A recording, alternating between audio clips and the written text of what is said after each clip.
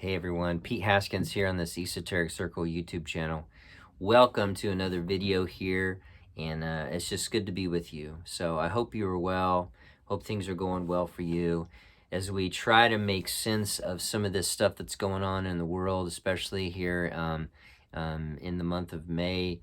In the United States, we've had a couple shootings that have really shocked us, which is amazing that anything else could shock us. But we continue to have these mass shootings, and it's been on my mind all week with the Uvalde massacre and the terror that those children had to go through.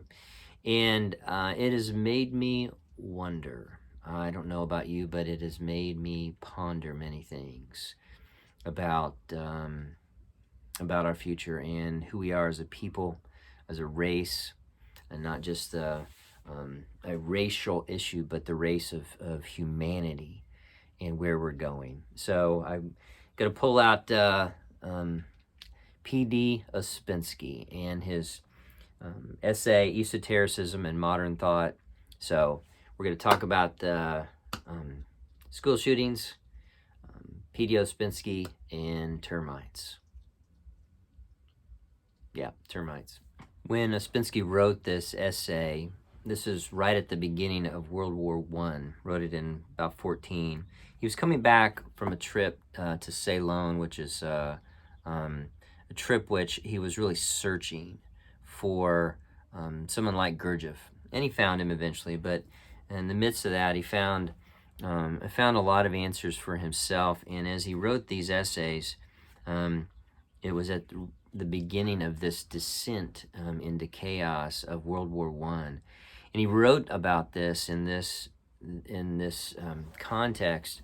So this essay is really this trying to get this overall view of how humanity has periods of ascension and descension, and that our religions are basically recordings of higher beings sent to humanity to bring them up out of this chaos and out of this degeneration. And he talks about how this is a period, this is 1914, here we are 2022, how this World War I was a sign that the earth, human civilization rather, on earth was going through this period of decline, and how everything was devolving, so to speak. And he talks about how this is so important to be able to realize that religions are here to help us evolve. And he talks about this starting point. He has to be in this idea that nature creates a self-evolving being, that each one of us has to evolve, and each one of us has to evolve on our own in terms of coming out of that chaos of our own life. And he goes into great detail in this this one section in this essay. It talks about termites. Then I've done a couple videos on how he talks about ants and bees and how they have devolved from higher beings, and I've related that to communism actually. And so I wanted to point this out, and then we're going to talk about how this relates to some of the stuff regarding these school shootings and the chaos and the violence that we see in our society, especially here in the United States, how it is around us all the time, violence and violence and violence. So I want to read this one section here that Ouspensky writes about an author named Maurice Maeterlinck, Maeterlinck, Maurice Maeterlinck, in his book called The Life of the White Ant. He says, in his book, Maeterlinck has collected much interesting material about the life of these insects, which are more striking than ants and bees. At the very first attempts to study the life of white ants, Maeterlinck experiences the same strange emotional feelings of which I spoke earlier. And there he quotes Maeterlinck. It makes them almost brothers, speaking of the termites, these white ants, he calls them, and from certain points of view causes these wretched insects, more than the bee or any other creature living on earth, to become the heralds, perhaps the precursors of our own destiny. And then Ouspensky writes, further, Maeterlinck dwells upon the antiquity of the termites, which are much more ancient than man, upon the number and great variety of their species. After this, Maeterlinck passes to what he calls the civilization of the termites. And here he quotes Maeterlinck. Their civilization, which is the earliest of any, is the most curious, the most complex, the most intelligent, and in a sense the most logical and best fitted to the difficulties of existence, which has ever appeared before our own on this globe. From several points of view, this civilization, although fierce, sinister, and often repulsive, is superior to that of the bee, of the ant, and even of man himself. In the termitary of gods, the gods of communism become insatiable Molochs.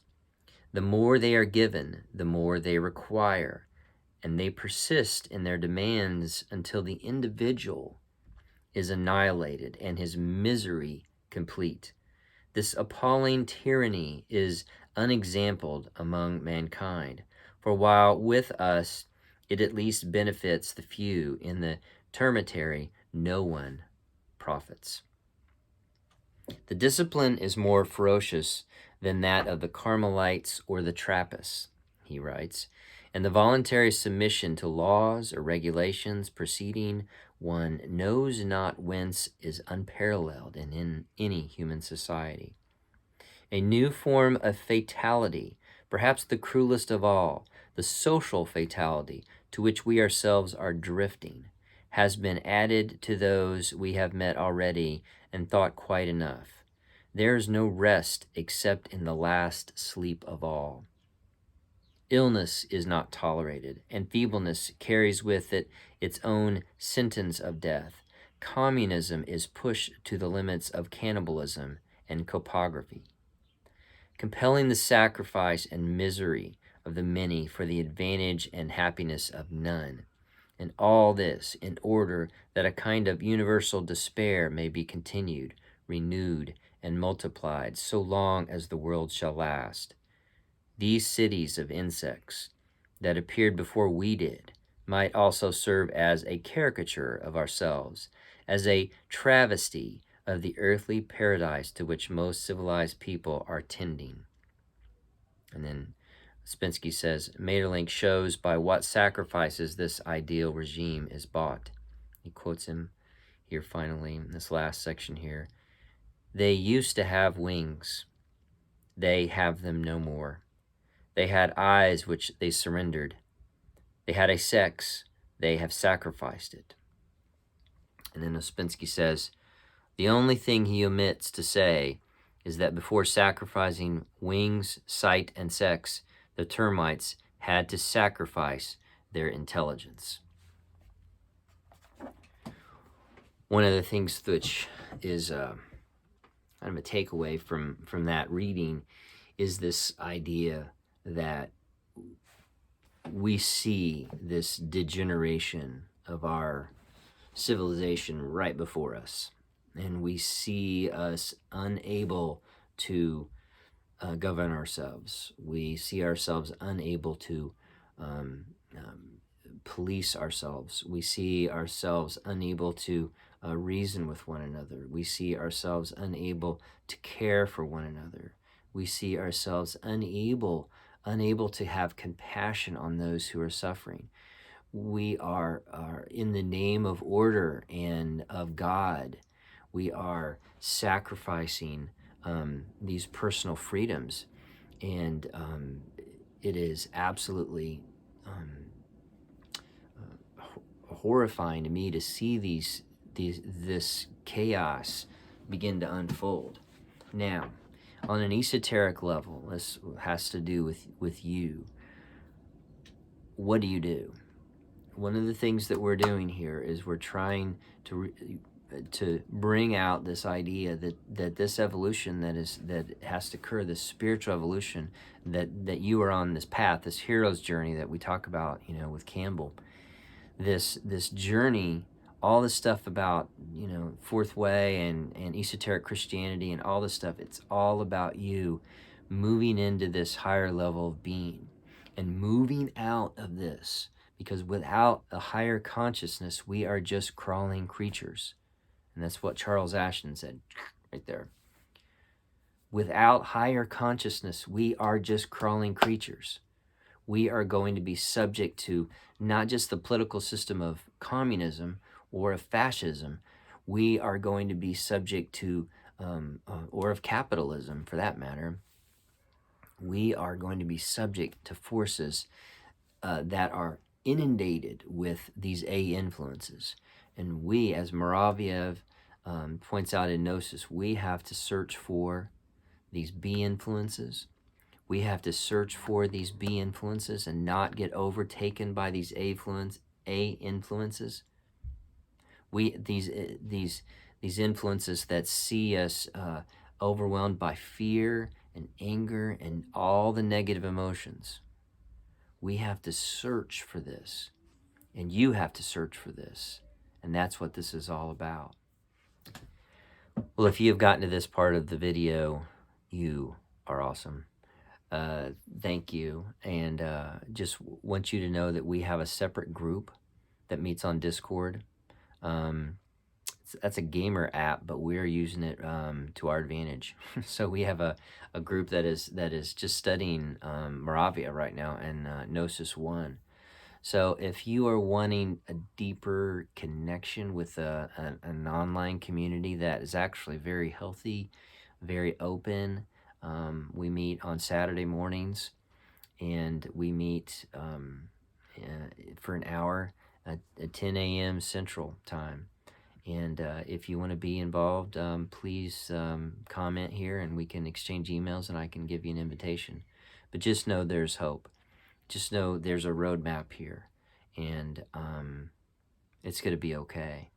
But focus on you. Focus on your own evolution and your own spirituality, and realize that you can make a difference.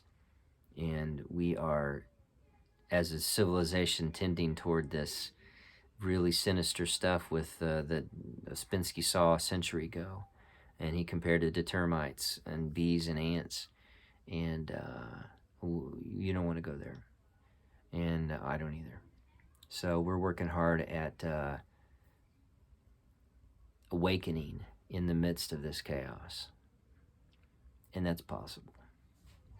It's absolutely possible. All right, take care of yourself, and I'll see you soon.